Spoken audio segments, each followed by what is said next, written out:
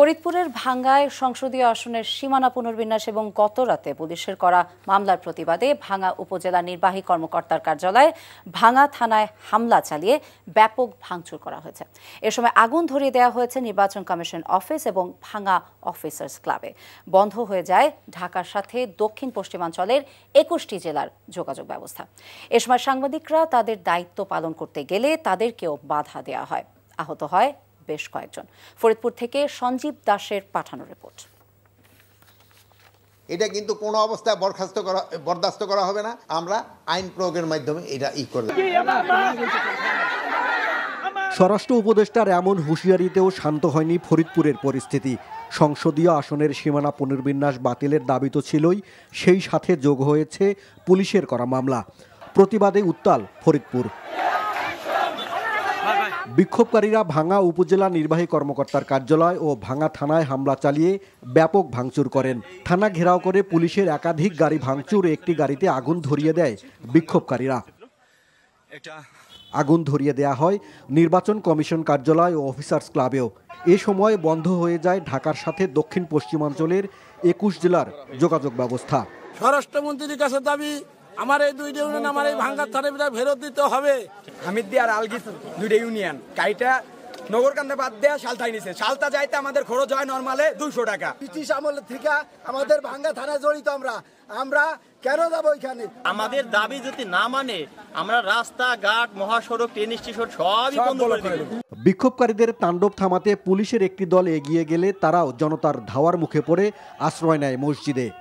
এটা অ্যাম্বুলেন্স, এটা additional ডিআইজির zip এবং জল কামানের গাড়ি।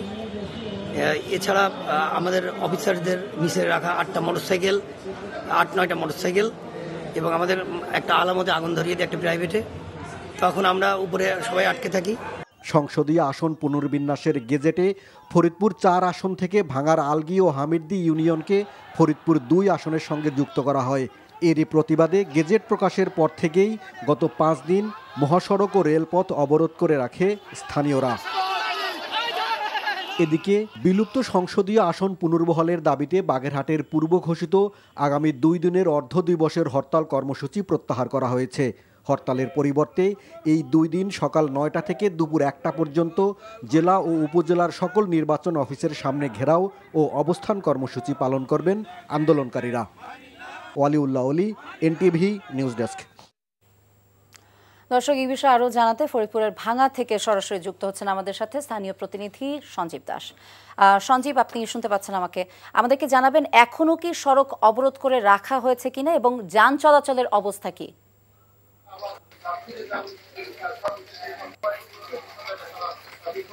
ফারজানা, আপনি যেমনটা বলছেন যে যান চলাচলের কথা, সেখানে কিন্তু আমরা দেখেছি যে বিকাল 3:30টার পর থেকেই যান চলাচল পরিস্থিতি আস্তে আস্তে স্বাভাবিক হতে শুরু করে। এই মুহূর্তে কিন্তু পরিস্থিতি একদম স্বাভাবিক এবং যান চলাচল করছে।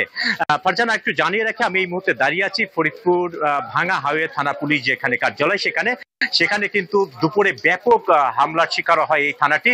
এখানে 12টি গাড়ি ভাঙচুর করা, একটি গাড়িতে আগুন ধরিয়ে দেওয়া হয় এবং এখানে যে অফিস কক্ষগুলো রয়েছে সেই অফিস কক্ষগুলোতেও কিন্তু হামলা চালানো হয়েছে এবং আশেপাশের যত তাদের বাইরের যে থাই গ্লাসগুলো সেগুলো কিন্তু ভাঙচুর চালায় এখানে অবরোধকারীরা।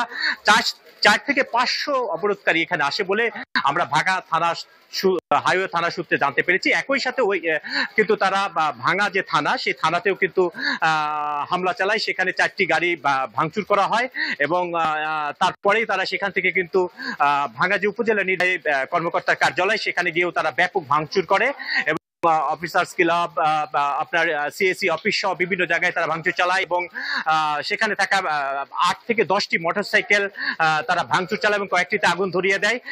পরিস্থিতি এই মুহূর্তে কিন্তু ভাঙ্গাতে স্বাভাবিক অবস্থা, কারণ বৃষ্টি হচ্ছে। অবরোধকারীরা কিন্তু দুপুরে হামলা চালিয়ে 3:30টার পরেই তারা কিন্তু আসলে মহাসড়কের যে রাস্তাগুলো ছেড়ে দিয়ে তারা কিন্তু ঘরে ফিরে গেছে এমনটাই আমরা দেখেছি। একই সাথে ফরিদপুরের জেলা প্রশাসক বলেছেন যে নির্বাচন কমিশন থেকে এই বিষয় নিয়ে তাদের কাছে প্রতিবেদন চাওয়া হয়েছে এবং প্রতিবেদন তারা হয়তো খুব তাড়াতাড়ি তারা দিয়ে দেবেন এবং 2-1 দিনের ভিতরে এই সমস্যার সমাধান হবে বলে ফরিদপুর জেলা প্রশাসক সূত্র কার্যালয় থেকে জানা গেছে। আর এই ছিল ফারজানা আমার কাছে সর্বশেষ চিত্র ফরিদপুরের অবরোধ এবং ভাঙচুর নিয়ে। আমরা ভাঙ্গায় সড়ক অবরোধের খবর জানছিলাম।